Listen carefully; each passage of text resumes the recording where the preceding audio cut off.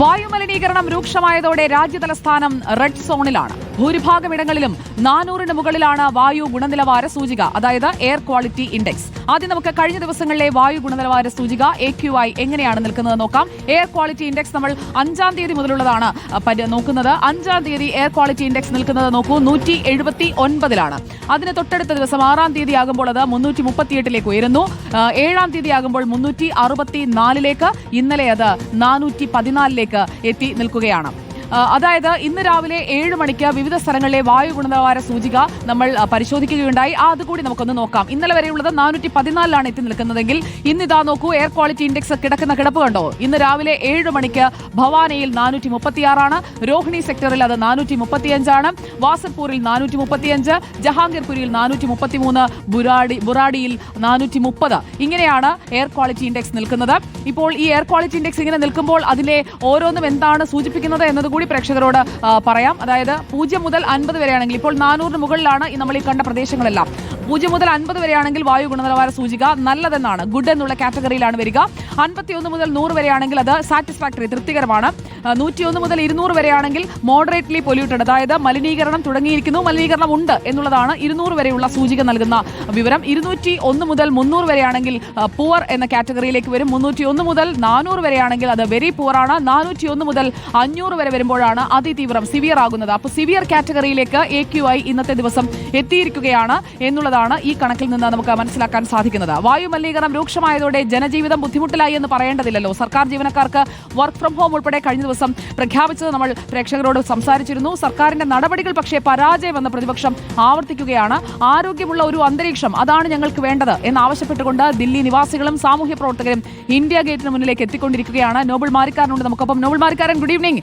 ഇന്ന് ഇവിടെ ഞങ്ങൾക്ക് ജീവിക്കാൻ വയ്യ, ഈ സ്ഥലത്ത് ഈ വായു ഗുണനിലവാരം ഇങ്ങനെ പോയി കഴിഞ്ഞാൽ എന്താകുമെന്ന് പറഞ്ഞുകൊണ്ട് ആളുകളൊക്കെ പ്രതിഷേധിക്കാനായി 5 മണിയോടുകൂടി എത്തുമെന്നാണ് പറഞ്ഞത്. ഇന്ത്യ ഗേറ്റിലാണോ നോബിൾ ഇപ്പോൾ?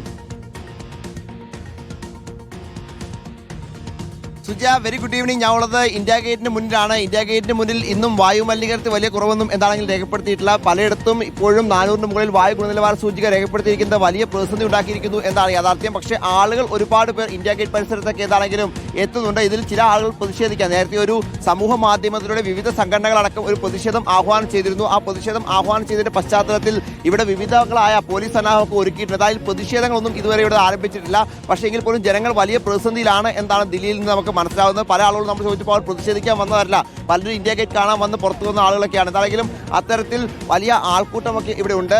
വലിയ തരത്തിൽ പൊല്യൂഷൻ ഈ മേഖലയൊക്കെ ബാധിച്ചിട്ടുണ്ട് എന്താണ് യാഥാർത്ഥ്യം. ചില ആളുകൾ ഇപ്പോൾ നമുക്ക് പ്രതിഷേധം ആരംഭിച്ചിരിക്കുന്നു, കാണാൻ കഴിയുന്ന ദൃശ്യങ്ങളിൽ ചില ആളുകൾ പ്രതിഷേധവുമായി എത്തിയിരിക്കുന്നു. അവർ പ്രതിഷേധം ആരംഭിച്ചിരിക്കുന്നു. അവർ ഇപ്പോൾ പ്ലക്കാർഡുകളൊക്കെ ഉയർത്തിപ്പിടിച്ചുകൊണ്ട് ദില്ലിയിലെ ഈ വായു മലിനീകരണവുമായി ബന്ധപ്പെട്ട വിഷയത്തിൽ അവരുടെ വലിയ പ്രതിഷേധം രേഖപ്പെടുത്തിക്കൊണ്ടിരിക്കുകയാണ്. ഒരുപാട് ആളുകളൊന്നുമില്ല, സർട്ടിഫിക്കറ്റുകളടക്കം, പ്രത്യേകിച്ച് most polluted nation in the earth എന്ന് വ്യക്തമാക്കുന്ന